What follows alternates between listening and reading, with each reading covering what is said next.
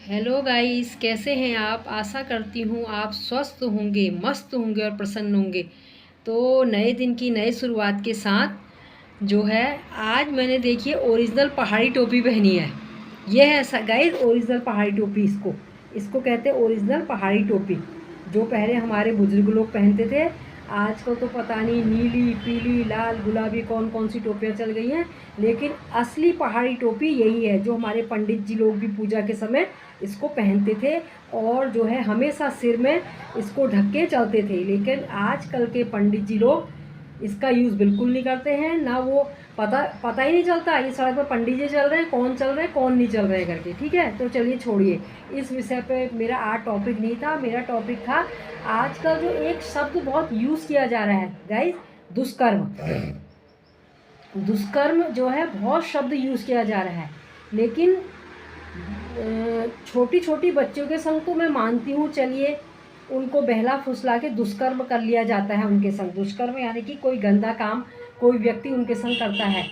तो लेकिन जो ये बड़े बड़े लड़के लड़कियां जो आजकल रिपोर्ट लिखा रही थाने पे, इसने मेरे संग शादी का झांसा दे के दुष्कर्म किया, इसने संग मेरे उसको ये कह करके दुष्कर्म किया, मेरी ये बात समझ में नहीं आती। छोटी बच्ची की तो 10 11 8 5 7 साल की बच्चों का तो मैं समझ सकती हूँ कि वो बच्चियाँ अबोध होती हैं, उनको कुछ नहीं पता होता कि हमारे संग कौन क्या करने जा रहा है और हमको कौन कहाँ बहला फुसला के ले जा रहा है। तो गाइज़, मेरे कहने का मतलब ये है कि जो आजकल एक दुष्कर्म शब्द सोशल मीडिया में जो न्यूज़ चैनल वाले बोलते हैं कि उसको कि लड़की ने रिपोर्ट लिखाई कि शादी का झांसा देके इसलिए मेरे संग 4 महीने तक 4 साल तक दुष्कर्म करता।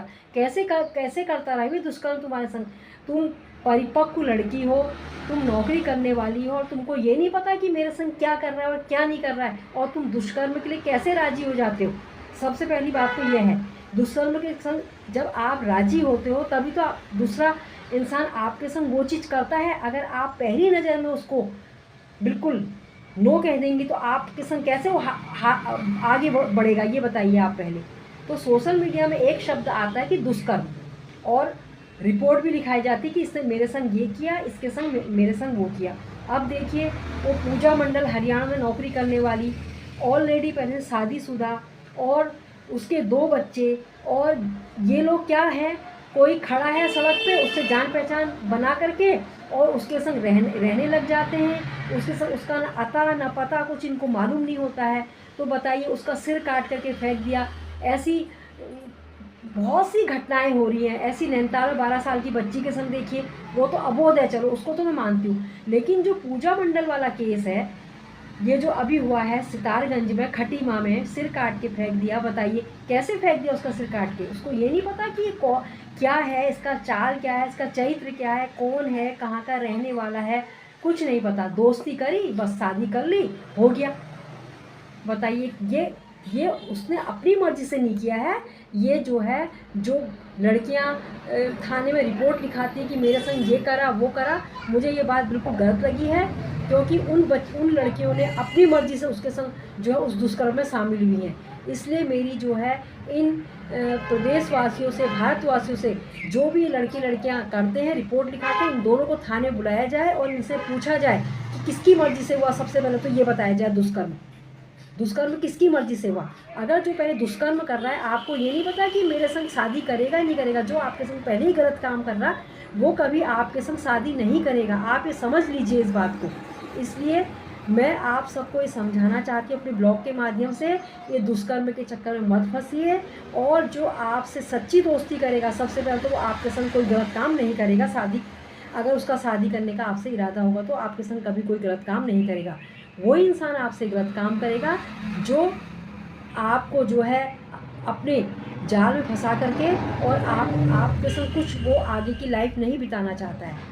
तो इसीलिए मैं आपको जो है अपने ब्लॉग के माध्यम से समझाना चाहती हूँ कि इन जालों में मत फंसिए, क्योंकि इन जालों में फंस के देखिए क्या हाल हो रहा है। सबको पता है, सोशल मीडिया में सब सुन रहे हैं कि उसने उसके संग ये कर दिया, उसने तो तब भी मतलब हमारी ये लड़कियां, हमारी जो बच्चियां हैं, ये मतलब इनके दिमाग में बिल्कुल भी सही बात नहीं बैठ रही है। ये बाहर नौकरी करने आती हैं 2-2 4-4 5-5 6-6 हज़ार की, और उसके बाद उनके संग वो कैसे दुष्कर्म कर लेता है, वरना ये बताइए आप।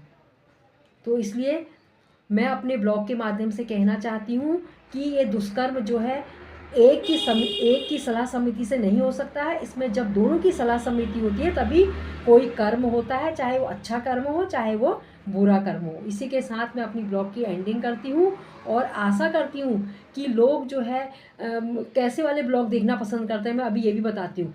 लोग जो है क्या कैसे वाले ब्लॉग देखना पसंद करते हैं कि उसके घर में झोली बन रही, उसके घर में भात बन रहा, उसके घर में ये आ गया, उसके घर में उसकी भाभी आ गई, ऐसे ऐसे वो अपने टैग डाले रखते हैं, फिर उसको लोग बाग देखना ज़्यादा पसंद करते हैं। और हम जैसे ब्लॉगों को लोग बाग, संवेदनशील ब्लॉगों को जो है लोग ना देखना पसंद करते हैं ना शेयर करना पसंद करते हैं। तो आशा करती हूँ कि आप मेरे इस ब्लॉग को देखेंगे और लाइक करेंगे, शेयर करेंगे और सब्सक्राइब करेंगे।